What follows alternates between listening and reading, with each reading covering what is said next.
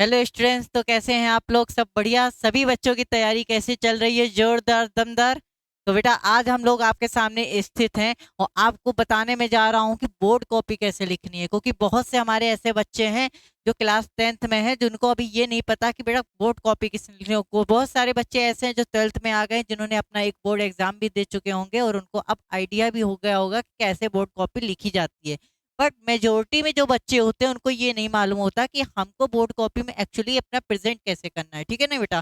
तो सबसे पहले तो मैं आज आपको कुछ की पॉइंट देने आ रहा हूँ कि आज आपको कॉपी में कैसे लिखना चाहिए। इससे आपका जो है एग्जामिनर जब कॉपी चेक करेगा तो आपको एक्स्ट्रा मार्क्स दे के जाएगा, लेकिन आपका एक मार्क्स काट नहीं पाएगा। भाई कितने लोग ऐसे हैं जो अपने मार्क्स कटवा देते हैं कि अपने गलत लिखने की वजह से, जिनका आंसर तो सही आता है लेकिन बेटा प्रेजेंटेशन आपका सही नहीं होता, इस वजह से एग्जामिनर आपके नंबर काट देता है। आप में से कितने ऐसे बच्चे होंगे जिन्होंने कई बार अपने स्कूल में सही सही लिखा होगा, लेकिन बेटा एग्जामिनर ने आपकी कुछ चीजों को देखकर नंबर कम दे दिए होंगे? ऐसा हुआ होगा, ऑब्वियस सी बात है, सभी बच्चों के साथ ऐसा होता है बेटा। तो आज उसी चीज को, जो आपकी लेग पॉइंट है, उसी को हम लोग सही करेंगे और उसको बताएंगे बेटा कि उसको हम कैसे सुधार सकते हैं। ठीक है?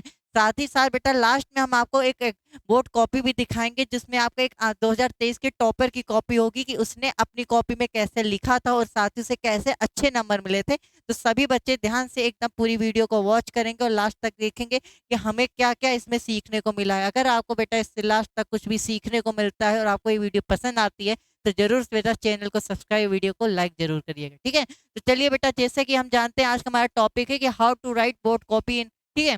बोर्ड कॉपी को कैसे लिखना है। तो सबसे पहले बेटा यहाँ पर कुछ पॉइंट है जिनको मैं आपको बता दूं कि बोर्ड कॉपी लिखते वक्त क्या नहीं करना है, ये जान लीजिए। ठीक है? जब भी हम बोर्ड कॉपी लिखते हैं तो हम लोग मल्टी कलर के पेन यूज कर लेते हैं, कहीं लाल, पीला, नीला। तो ये सब बिल्कुल नहीं करना है। ठीक है कि नहीं? आपको जब भी कोई आंसर लिख रहे हो तो बेटा आपको एक ही पेन का यूज करना है। ठीक? वो पेन आपका जो हो सकता है वो आपका बॉल पेन होगा, बहुत ज्यादा अच्छा है। ठीक है ना बेटा? पायलट पेन हो सकता है। बट बेटा ऐसा पेन बिल्कुल मत यूज कीजिएगा जैसे कि जेल पेन। बहुत से बच्चे ऐसे होते हैं कि जो जेल पेन का यूज करते हैं। तो बेटा जेल पेन का यूज करने से ये होता है, जैसे ही आप पेज पलटते हो तो वो जो लिखा होता है वो अपने नेक्स्ट पेज पर एकदम स्प्रेड हो जाता है, फैल जाता है, जिससे कि आपकी कॉपी गंदी लगने लगती है। तो ऐसा बिल्कुल ना करिएगा कि आप ऐसे पेन लेके यूज करें जो कि कई की लिंक बहुत ही लिक्विड होती है और वो फैलती है। तो ऐसे करने से आपकी कॉपी गंदी होगी। ठीक है? दूसरा पॉइंट बेटा मैंने ये बताया कि आप व्हाइटनर का यूज नहीं करेंगे कभी भी। बहुत से बच्चे ऐसे हैं जो फर्स्ट बार पेपर देने जा रहे हैं, उनको आपको पता होना चाहिए कि बेटा व्हाइटनर का यूज आप बिल्कुल नहीं कर सकते पेपर में। जब भी आप कोई भी बोर्ड कॉपी लिखते हो या आपको जीवन में कोई भी एग्जाम देते हो, उसमें आपको व्हाइटनर का यूज बिल्कुल नहीं करना है। अगर आपने व्हाइटनर का यूज कर लिया तो वो कॉपी वहीं पर बेटा आपकी बिल्कुल चेक नहीं की जाएगी, उसको रिजेक्ट कर दिया जाएगा। व्हाइटनर व्हाइटनर बिल्कुल अलाउ नहीं होता पेपर में। तो आपको ये ध्यान रखना है कि हमें अगर कहीं भी मिस्टेक, जैसे मान लीजिए एग्जाम्पल बेटा आपने लिखा A square plus B square, ठीक है, प्लस 2ab, जैसे ये फॉर्मूला हो गया ए प्लस बी का होल स्क्वायर। ठीक है? अब बेटा आपने गलती से क्या किया, आपको ए प्लस बी का होल स्क्वायर लिखना था, लेकिन आपने यहाँ ए स्क्वायर बी स्क्वायर की जगह -2ab लगा दिया। ये तो ए माइनस बी का होल स्क्वायर। तो बहुत से बच्चे होते हैं जब कुछ चीज गलत हो जाती है तो बिल्कुल उसको ऐसे कट कर देते हैं, ऐसे। तो बेटा इस तरह जब आप कटिंग करते हो ना, बहुत देखने में गंदा लगता है। ठीक है? तो ऐसे बिल्कुल नहीं कट करना। अगर मान लीजिए कभी भी कोई चीज गलत हो गई, जैसे सपोज दैट आपने ए प्लस बी का होल स्क्वायर लिखा, A square plus B square -2ab हो गया। ठीक? यहाँ होना चाहिए था +2b, बट हो गया क्या बेटा, -2ab। तो क्या करेंगे, ऐसे जब कटिंग हो तो उसको एक लाइन ऐसे बेटा बना दीजिए, बस इतना करना है आपको। वो मान लिया जाएगा कि हाँ ये आपने गलत किया, और उसके नीचे बेटा आप उसको करेक्ट कर दीजिए, ए प्लस बी का whole square equal to A square plus B square plus 2ab। ठीक है? वैसा बिल्कुल नहीं करना कि आपको बिल्कुल उस पर बेटा एक पेंटर की जगह पेंट करने लग जाते हो ना बहुत से बच्चे। पेंट बिल्कुल नहीं करना, एक सीधी सी लाइन बना के उसको कट कर देना है। मान लिया जाएगा कि हाँ ये लाइन बेटा आपकी गलत थी, तो आपने उसको नीचे करेक्ट कर दिया। ठीक है? तीसरा बेटा आपको जो मैं सबसे इंपॉर्टेंट बात बताना चाहता हूँ, बहुत से ऐसे बच्चे हैं जिनके साथ ये हो चुका है, और बहुत से ऐसे बच्चे हैं बेटा जो ऐसी आदतों को अपना लिए हैं। जैसे ये मैं बताता हूँ, सपोज दैट जैसे ये पेन है, ठीक है, मैं पूरे साल इस पेन से बोर्ड पे पढ़ाते आया हूँ। ठीक? पूरे साल इस पे पढ़ाते आया हूँ। ठीक? माने कि मैं, आप एक पेन होगा जो को ज्यादातर यूज करते हो। ठीक? लेकिन जैसे ही पेपर आता है, जैसे ही पेपर आता है, हमारे हमारे बड़े भैया होगा या हमारे घर पे किसी ने हमें पेन गिफ्ट किया होता है, महंगा पेन ला के दे दिया, बेटा ये मेरा आशीर्वाद है, इसी से तुम पेपर लिख कर आना, तुम्हारे पूरे में पूरे नंबर आएंगे। बट बेटा एक बहुत बड़ी गड़बड़ हो जाती है। देखो तुमने साल भर बेटा जिस पेन को पकड़ा है, जिससे तुम्हारी हाथ की उंगलियां जिस पे मतलब फिट होने लगी, जैसा होता नहीं हम कोई चीज एक लगातार करते तो उस पर हमारा हाथ फिट हो जाता है, सेम एज हमारा ये भी होता है पेन। जब हम साल भर जिस पेन से लिखते हैं उस पर मेरा हाथ सेट हो जाता है, उससे हम अच्छी राइटिंग बना जाते हैं और साथ ही हम जल्दी भी लिख पाते हैं और अच्छा भी लिख जाते हैं। लेकिन सडनली पेपर टाइम हम लोग पेन चेंज कर देते हैं, महंगे महंगे पेन ले लेते हैं कि इससे पेपर लिखेंगे, इससे लिखेंगे। तो पेन की मोटाई किसी की ज्यादा होती है, किसी की मोटाई कम होती है, बट आपने साल भर बेटा ऐसे पेन से लिखा था जिसकी मोटाई आपकी ज्यादा वाले से लिखी और सडनली आपने पेन चेंज कर दिया कम मोटाई वाला, ठीक। या ऐसा ले लिया जिसकी थिकनेस ज्यादा थी, आपने कम वाला ले लिया। तो जब आप पेन चेंज कर देते हो तो आपको बेटा बोर्ड में दिक्कत होगी, क्योंकि आप जैसे ही लिखना शुरू करोगे आपके हाथों में दर्द होने लगेगा, क्योंकि आपकी उस पेन को पकड़ने की हैबिट तो थी नहीं। आपने साल भर के ऐसे पेन से लिखा जो पतला था और सडनली आपने मोटे पेन को पकड़ के लिखना स्टार्ट कर दिया। तो यहाँ पर बेटा क्या होता है, आप एक पेज दो पेज तो लिख लोगे, तीसरे पेज पे आते जाते आपके हाथ दर्द करने लगेंगे और आपकी राइटिंग बिगड़ने लगेगी। ऐसा बिल्कुल नहीं होना चाहिए। आपको याद रखना है कि जिस पेन से मैंने साल भर अच्छे से प्रैक्टिस की थी लिखने की और जिससे मेरी राइटिंग भी बनती थी और साथ ही मैं स्पीड से भी लिख पाता था, ऐसे पेन से ही हमको लिखना है, उस पेन को चेंज नहीं करना। ये बात सभी बच्चों को समझ में आ गई? बोलिए अच्छे से, ठीक। अब मैं आपको बताता हूँ कैसे कॉपी लिखी जाएगी, ठीक है। जब भी आप किसी कॉपी को लिखेंगे बेटा, किसी भी आप कॉपी को लिखा करो तो एक बात ध्यान रखना है कि कॉपी लिखते वक्त जो हेडिंग होती है, सबसे पहले बेटा सेक्शन लिखा करिए, ठीक। जैसे आपने कोई कोई आपका सबक ये कॉपी है, ठीक है, तो जैसे आपने लिखना है क्वेश्चन को, पहला सबसे पहले सेक्शन लिखा करिए, आप किस सेक्शन का क्वेश्चन अटेम्प्ट कर रहे हैं, सेक्शन ए का कर रहे हैं, बी का कर रहे हैं, सी का कर रहे हैं, ठीक। तो सबसे पहले सेक्शन लिखा जाता है। तो मान लीजिए मैंने सेक्शन ए का क्वेश्चन लगा रहा हूँ, तो मैंने हेडिंग डाली सेक्शन ए, ठीक। अब सेक्शन ए के कौन सा पार्ट अटेम्प्ट कर रहा हूँ, सेक्शन ए में मान लीजिए बेटा 5 पार्ट है, सेक्शन ए का पहला part, second part, third part, तो अब मुझे ये लिखना है सेक्शन ए का कौन सा पार्ट कर रहा हूँ मैं, सेक्शन ए का मैं आंसर दे रहा हूँ, आंसर नंबर 1 का ए, ठीक है। ऐसे उसके नीचे बेटा आपको सेकंड हेडिंग डालनी है, ठीक। या आप ये भी कर सकते हो, ऑप्शनल है कि सेक्शन बेटा आप साइड में कर लीजिए, यहाँ डाल दीजिए सेक्शन ए और बीच में हेडिंग डाल लीजिए आंसर नंबर 1 का ए, 1 का 2 है, 1 का 3 है, ठीक है। तो ऐसे आप कर सकते हो, ठीक है। बहुत से बच्चे इसमें मिस्टेक क्या करते हैं बेटा जानते हैं, बहुत से बच्चे मिस्टेक करते हैं कि ये चीज साइड में लिख देते हैं, यहाँ इधर कोने में लिखेंगे कि आंसर नंबर 1 का ए, तो जो कि बिल्कुल नहीं अच्छा लगता देखने में। और साइड में जब भी कोई चीज लिखी होती है तो बेटा उससे कंफ्यूजन हो जाती है एग्जामिनर को भी, कि वो एक्चुअली उसको ढूंढना पड़ता है कि आपने क्वेश्चन का आंसर तो लिखा है बट किस जगह इसका मतलब कौन सा क्वेश्चन का आंसर लिखा है ये ढूंढने में। ऐसे हम भी कॉपी चेक करते हैं तो बेटा हमको भी क्या होता है, हमको देखने में अच्छा लगता है कि हमको साफ साफ पता चल जाए कि हाँ भाई ये आंसर है, इसकी इस क्वेश्चन का ये आंसर है। तो मगर क्वेश्चन आपको ऊपर ही दिखा देती है आंसर नंबर 1 का है, तो एग्जामिनर के भी माइंड में सेट हो जाता है 1 का ही ये क्वेश्चन था, यानी इस बच्चे ने इस क्वेश्चन का आंसर दिया है, ठीक है। तो थोड़ा बातें हैं जिनको आपको अच्छे से ध्यान देना है। साथ में बेटा दूसरी बात क्या याद रखनी है, जब भी हम लोग, बहुत से बच्चे ऐसे हमारे करते हैं कि जब भी हम लोग करते हैं क्वेश्चन तो बगल में लाइनें खींच लेते हैं। सभी ने किया होगा, सभी लोग करते हैं और करना भी चाहिए। जब भी बोर्ड कॉपी आती है बेटा, इधर तो लाइन होती है ऑलरेडी, इधर आप लाइन खींच लेते हो, ठीक। और यहाँ आप लोग आंसर करना स्टार्ट करते हो, आंसर लिख लिया, जैसे आंसर आप कर रहे हो 2 का ए, ठीक है। सब बच्चे ने बढ़िया से लिख दिया।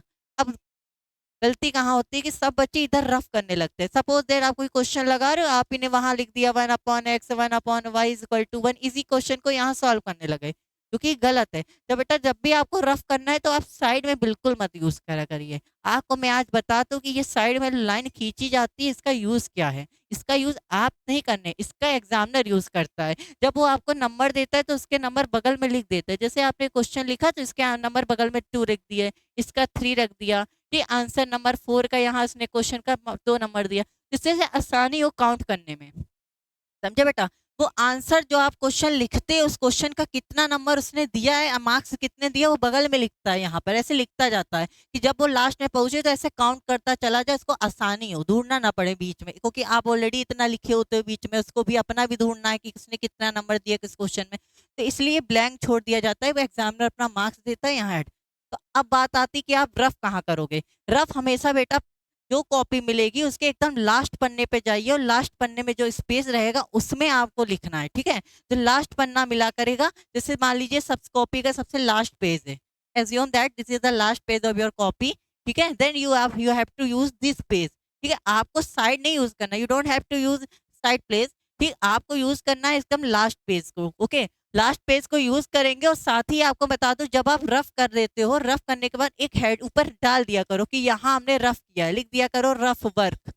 ये जरूरी है बेटा, ये लिख दिया करिए कि रफ वर्क यहाँ किया है। ठीक, और जब रफ आपका हो जाए, जब वो आपका पेज पूरा भर जाए, आपको लगता है कि अब मुझे इसके साथ, इसके ऊपर इस पेज का यूज नहीं करना, यहाँ तक मेरे यूज हो गया, अब मुझे इसकी जरूरत नहीं है, तो आप जरूर उसको ऐसे कट कर दिया करिए।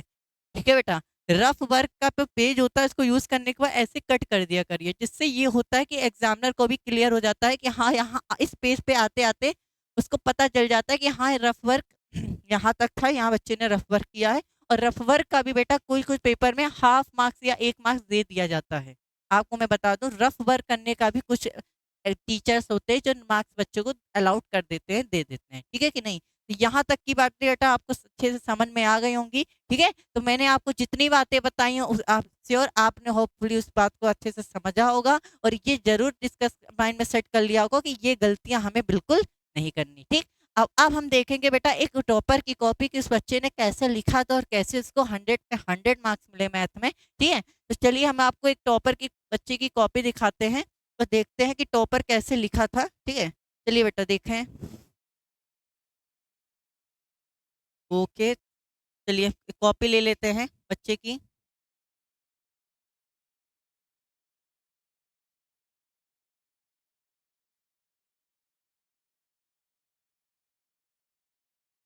तो देखेंगे बेटा कि बच्चे ने कैसे लिखा था और उसको कैसे अच्छे नंबर मिले। तो देखिए यहाँ पर एक 2023 के बच्चे की कॉपी है ये मेरे सामने, जिसको मैं आपको दिखाने जा रहा हूँ। ये मैथ की कॉपी रहेगी क्लास 10th के बच्चे की। ठीक है, चलिए बेटा इसको देखते हैं। क्लास 10th, देखिए मैथ का इसका लिया था बच्चे ने कॉपी इसकी। तो बेटा सबसे पहले देखिए इस बच्चे ने जो है एमसीक्यू अटेम्प्ट किया था। तो देखिए जैसा मैंने आपको बताया ना कि ऊपर सेक्शन डालना, तो देखिए बच्चे ने ऊपर सेक्शन लिख रखा है, देखिए सेक्शन ए। ठीक है, बच्चे पेन चेंज कर लेता हूँ। ठीक है, सबसे पहले तो आपको देखिए सेक्शन लिखना है, ऊपर साफ सा लिखा हुआ है ना सेक्शन ए। ठीक, उसके बाद देखिए बेटा इस बच्चे ने पूरे एमसीक्यू के आंसर लाइन टू लाइन लिखे हैं। ठीक, जैसे यहाँ देखिए 1 का बी, 2 का डी, 3 का ए, इससे देखिए लगातार सारे क्वेश्चंस के आंसर दिए हैं। अब बहुत से बच्चे हमारे ये होते हैं कि सोचते हैं कि सर क्या हमको हर क्वेश्चन का सोल्यूशन करके लिखना है, जैसे एमसीक्यू का भी आंसर देना है। तो बेटा मैं आपको ये बता दूं कि आपको एमसीक्यूज के आंसर को सॉल्व करके दिखाने की जरूरत नहीं है। आप इसको रफली अपने आप कर सकते हो, जब आपका आंसर आए सीधा यहाँ राइट कर सकते हो। जैसे कि दिखे सकते हो बच्चे ने 1 के बी का सोल्यूशन नहीं लिखा, सोल्यूशन नहीं दिखाया, ऑप्शन लिख दिया कि इस क्वेश्चन का ये ऑप्शन करेक्ट है। इसी तरह देखिए 2 का भी सिर्फ ऑप्शन दे दिया, यूरल फॉर्मूला दे दिया, mode equal to 3 median minus 2 mean. ठीक, इस तरह आप देख सकते हो कि बच्चे ने क्या किया है, सिर्फ आंसर्स एमसीक्यू के आंसर्स राइट किए हैं, ठीक है, उसका सॉल्यूशन नहीं दिया। इसी तरह बेटा नेक्स्ट पेज पे भी देख सकते हो कि बच्चे ने पूरे सिर्फ सोल्यूशन ही सोल्यूशन, इसने बस आंसर्स लिखे, सोल्यूशन नहीं दिया। ठीक है, चलिए अब यहाँ देखिए बेटा अब बच्चा सेक्शन बी पर आ जाता है। सेक्शन बी पर भी उसने देखिए पहले ऊपर सेक्शन की हेडिंग डाली, उसके बाद सॉल्व करना स्टार्ट किया। और सब बच्चे ध्यान से देखें कि बच्चे कि इसने देखिए बेटा राइटिंग क्या है, बीच में कितने कितने का गैप रखा है। ठीक है, और ये जरूर ध्यान दीजिए जो इसने लाइन ड्रॉ कर इसके बाहर नहीं गया। देखिए ये लाइन जो आप गैप बना हुआ है, इस गैप के देखिए अंदर ही लिखा है, वो बाहर नहीं गया। ठीक, जैसा मैंने आपको बताया था।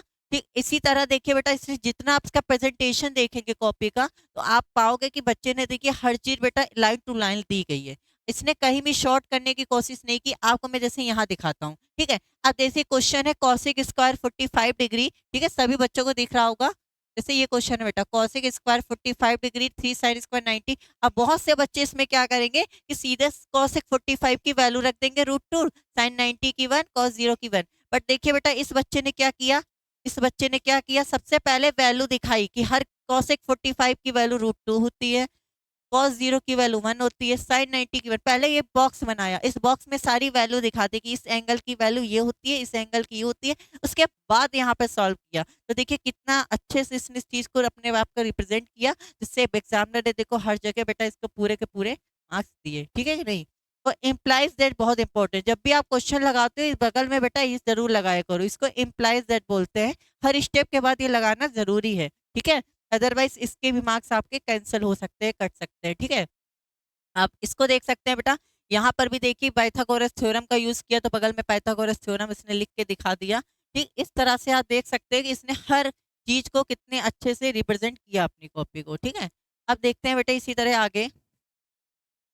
ठीक, अब आगे हम देखेंगे इसकी कॉपी को। जैसे ये देखेंगे बेटा, ये है ट्रायंगल का क्वेश्चन। अब देखिए इसने ट्रायंगल का क्वेश्चन में पहले सबसे बेटा गिवन लिखा। जैसे मैंने आपको कई बार बताया ज्योमेट्री में हर चीज, हर ज्योमेट्री क्वेश्चन है, हर किसी क्वेश्चन को आपको गिवन भी लिखना है, टू प्रूफ लिखना है और फिर प्रूफ करना है। ठीक, सबसे पहले गिवन बता देना है, फिर टू प्रूफ क्या करना है, हमको प्रूफ क्या करना है, उसके बाद उसका सोल्यूशन देना है। ठीक है, तो ठीक है, यहाँ तक सभी बच्चों को क्लियर है। अब आगे बढ़ते हैं बेटा, लास्ट पेज में देखेंगे। लास्ट पेज में जैसे कि आप देख सकते हैं कि लास्ट पेज का ब्लैंक है। ठीक है, ये आपको दिया जाता है ग्राफ बनाने के लिए। अगर बेटा इसका यूज नहीं कर रहे हो आप, तो इस तरह से क्रॉस कर सकते हो। ठीक, अगर आप इसका यूज नहीं कर रहे हो। ठीक है, ओके, तो इस तरह से देख सकते हो बेटा लास्ट पेज पे है।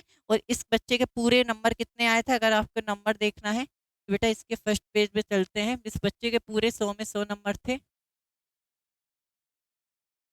ठीक है, ये जैसे कि आप जानते हैं क्लास 10th की कॉपी है। ठीक, तो यहाँ तक बेटा आपने ने जो जो बातें जानी वो आई होप आपको बहुत अच्छे समझ में आई होगी। सभी बच्चों ने ये बातों को अपने इम्प्लीमेंट करेंगे। ठीक है, और अब आपको सभी बच्चों को जैसा कि पता है बेटा आपका पेपर जो होना है मार्च में होना है। सभी बच्चों की डेट शीट आ गई है। ठीक है, 3 मार्च, 8 मार्च और 10 मार्च। ठीक है, इन बीच है CBSE, ICSE and UP board. ये तीन बच्चों के पेपर बेटा इन डेटों पे पढ़ रहे हैं। तो आप लोग बहुत अच्छे से पेपर दीजिए। ठीक है, जो भी दिक्कत हो हम ऐसा शेयर कीजिए, हम उसका सोल्यूशन देने की पूरी कोशिश करेंगे। ठीक है, पढ़ते रहिए, मेहनत करिए। All the best for your exam. जय हिंद, जय भारत।